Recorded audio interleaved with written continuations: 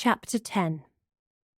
The journey to the lavatories took longer than it probably should have because of the sheer number of bodies in the place. People were chatting, dancing, talking, singing, shouting and kissing, among other activities. Angelica saw the loos from some distance away, also seeing the queues that had formed there. She knew it would take some time to get from her friends to the loo and back again, but nature called. A couple of minutes later, she was at the back of the queue for the women's loo. There was always a shorter queue at the gents'. Angelica had never set foot inside a male lavatory, and had no intention of ever doing so. Although the temptation of the shorter line was strong, it was never going to be strong enough to move her. In between the two lavatories was a small white sofa that looked like it had been bought from IKEA. It had removable, washable covers, and that was probably a really good move for a sofa in such a place. A couple were making out on the sofa. She saw flashes of her young face as they writhed about, but it was mainly the back of his head that was in view. The same kind of scraggy hair that the guy Delia was following had. As they kissed passionately and at length, the queue watched with a mixture of interest and the fact that they had precious little else to do. One of the women filmed it on her mobile phone, presumably to show friends what others got up to at the Valentine's masked ball.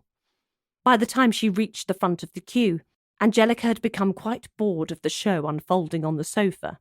She was kind of glad that it wasn't in her view any longer. Angelica did what she needed to do and washed her hands while checking out her mask in the mirror.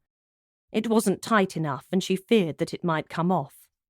Holding on to the front with one hand, she untied with the other before pulling it all in from the back at once. She retied, satisfied with both the way that it looked and the way that it felt. Ready to face the world again, Angelica stepped back out into the battalion of strobe lights and the army of people dancing the night away. As she walked away from the loos, Angelica spotted the young woman on the sofa, but the man was nowhere to be seen. She looked like she had passed out. Angelica knew from experience that she might need a little help. She sidled up next to her on the sofa and gave her a little nudge for her to move along. There was no reaction at all. "She must be really drunk," Angelica muttered to no one at all, before nudging her again, this time harder.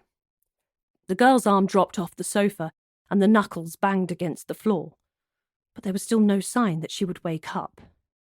Angelica lifted her arm, positioning the girl in something closer to an upright stance, but the girl wasn't responding to all the prompts that she was given. As a last resort, Angelica got her shoulder under the girl's armpit and tried to lift her until Angelica sat bolt upright. Something wasn't right. Angelica grabbed her wrist in order to maneuver the girl, but when she felt her wrist, something told Angelica to check the pulse.